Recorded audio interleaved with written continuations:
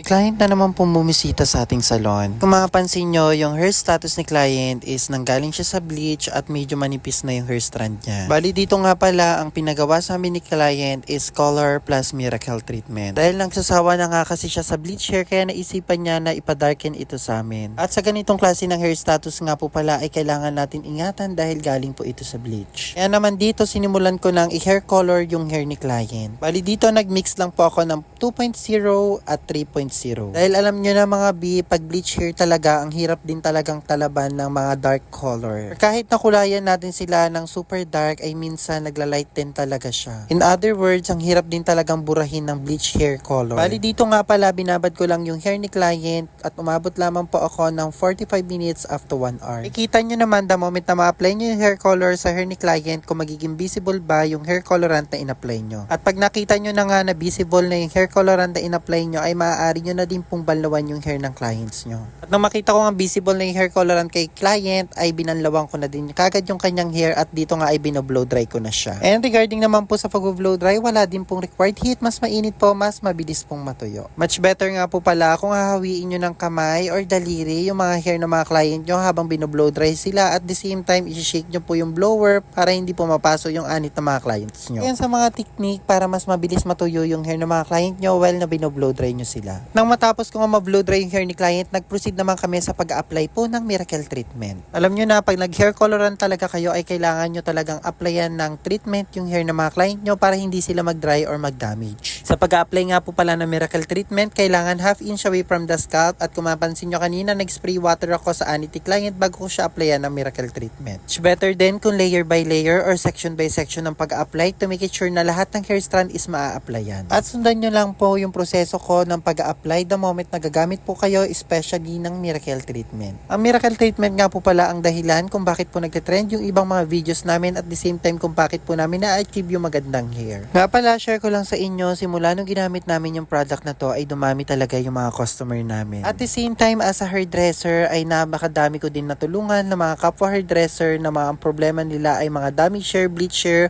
or dry hair. Dahil sa product na to ay madaming nasolusyonan na buhok na nabuhay. At higit sa lahat, sobrang ganda din talaga ng quality nito bukod sa hindi siya malagkit at hindi pa siya mahirap patuyuin. Medyo may katapangan lang din po yung gamot na to, kaya ingat po tayo sa tamang paggamit. Mas maganda kung mag-a-apply nga po pala tayo ng miracle treatment na sa open space or open area po tayo. Bawal nga po pala itong gamitin sa indoor or sa mga closed door area. Mas maganda kung sa open air or open space, at the same time tatapatan po natin ng electric fan si client during the process. At i-follow nyo lamang po kung paano po ako mag-apply. For sure, magiging maganda po talaga yung mga hair ng mga clients nyo. Pala, si miracle treatment ay binababad po siya sa hair ng mga client. Usually, umaabot lamang po kami ng 30 minutes up to 1 hour. At the moment na ina-apply nyo nga po pala yung miracle treatment sa hair ng mga clients nyo, especially pag mga dry hair, bleach hair, or damage hair, nararamdaman nyo talaga unti-unting dumudulas or nare-repair po yung hair ng mga client nyo, especially sa mga damage hair, bleach hair, or colored hair. Kaya naman, nung simula na gamit ko yung product na to, ay hindi na din talaga ako gumamit ng ibang brand. In other words, nakuha nito yung satisfaction ko as a hairdresser. Kaya naman, right after ko mababad yung hair ni client, nag-proceed na din ako sa pag-blow dry. After ko ma-blow dry yung hair ni client, ay nag-proceed naman ako sa pag-hair iron. At sa pag-hair iron nga po pala, gumagamit po ako ng MAC